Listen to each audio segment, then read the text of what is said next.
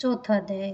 मेधा ऋषि ने कहा, देवी के द्वारा पराक्रमी दुष्ट महिषासुर को फौज सहित मारे जाने पर इंद्र आदि सभी देवता प्रसन्न होकर मस्तक झुकाकर प्रणाम करके नाना प्रकार से स्तुति करने लगे। जिस देवी ने यह समस्त संसार अपनी शक्ति से उत्पन्न किया है, जो सब देवों की पूज्य है, उन सभी देवों और महर्षियों की पूज्य है, उस अंबिका देवी को हम भक्ति भाव से नम्र होकर दंडवत करते हैं। वह हमारा कल्याण करे। जिसके अनुपम प्रभाव और बल का ब्रह्मा विष्णु और शिव जी भी वर्णन नहीं कर पाते हैं, वह देवी चंडिका सारे संसार के सर्जन और अशुभ भय के नाश के लिए बाध्य हो। जो पुण्यात्मा पुरुषों के यहाँ लक्ष्मी, पापियों के लिए दरिद्र, ज्ञानियों के लिए हृदय में बुद्धि, सत्पुरुषों में श्रद्धा, कुलांगनाओं में लज्जा के समान हो। हे देवी, हम सब आपके सामने मस्तक झुकाते हैं, इस संसार की पालना करो। हे देवी, तेरे इस अचिंत्य रूप, असुरों की विनाशक तेरी शक्ति तथा संग्राम में होने वाले तुम्हारे चरित्रों को हम कैसे वर्णन करें।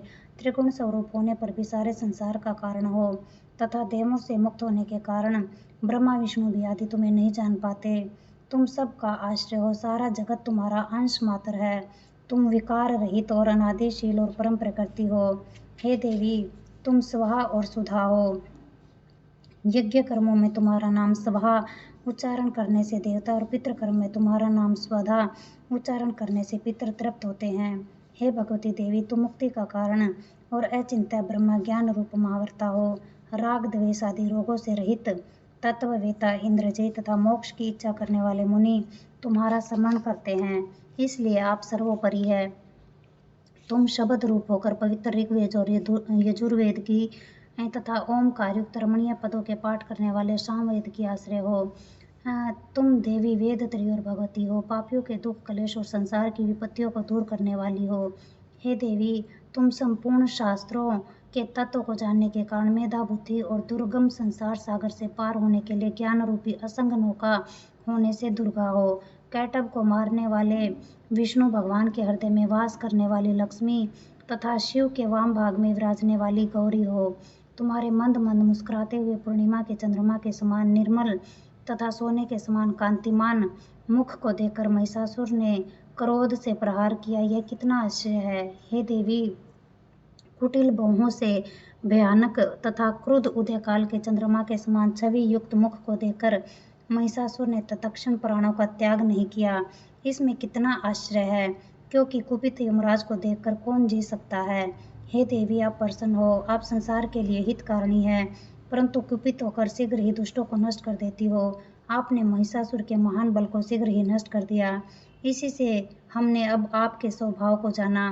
हे मंगलमयी देवी, जिन पर आप प्रसन्न होती हो, वे ही संसार में कुशल है, वे ही धन धान्य और यश से युक्त है, उन्हीं में धर्म के सारे लक्षण मिलते हैं, वे ही धन्य हैं तथा पुत्र स्त्री और मृत्यु के से भरपूर होते हैं। हे देवी, ऐसे सत्पुरुष सदैव संपूर्ण धार्मिक कामों को आदरपूर्वक करते हैं और आपकी कृपा से स्वर्ग को प्राप्त होते हैं। इसलिए हे देवी, आप तीनों लोकों में उत्तम फल देने वाली हो। हे दुर्गे, जो आपका नाम जपते हैं, आप उनके सभी भयों को नष्ट करती हो। स्वस्थ पुरुषों के समर्पण करने पर श्रेष्ठ बुद्धि देती हो। दरिद्रों का दुख और भय मिटाने वाला तुम्हारे सिवाय कौन है। निश्चय आप सभी प्राणियों का कल्याण करने के लिए दया से द्रवित रहती हो। असुरों के मारे जाने से सारे संसार को सुख मिला तथा बहुत दिन तक जो उन्होंने नरक प्राप्ति के लिए पाप किया है, समर में मरकर वे स्वर्ग को प्राप्त हो, यह जानकर ही आप दुष्टों का हनन करती हो। हे देवी, आप असुरों को दृष्टि से भस्म कर सकती थी, उन पर अस्त्र शस्त्र चलाने की जरूरत ना थी। समर में शस्त्रों से पवित्र होकर शत्रु भी शुभ लोगों को प्राप्त हो, इस भाव से उनमें आपकी यह बुद्धि थी। इससे आप अत्यंत साध्वी है। किरणों से सुशोभित अर्ध चंद्रमा के सदृश आपके मुख को देखते हुए ही आपके खड्ग की उग्र दीप्ति पुंज और त्रिशूल के अग्रभाग की कांति समूह से असुरों की आंखों की ज्योति नष्ट नहीं हुई। हे देवी, आपका स्वभाव वे रूप दुराचारियों को सदाचारी बनाने वाला और अचिंत्य है, क्योंकि कोई उसकी समता नहीं कर सकता, तथा आपकी शक्ति देवों के पराक्रम को हरण करने वाले असुरों को नष्ट करती है।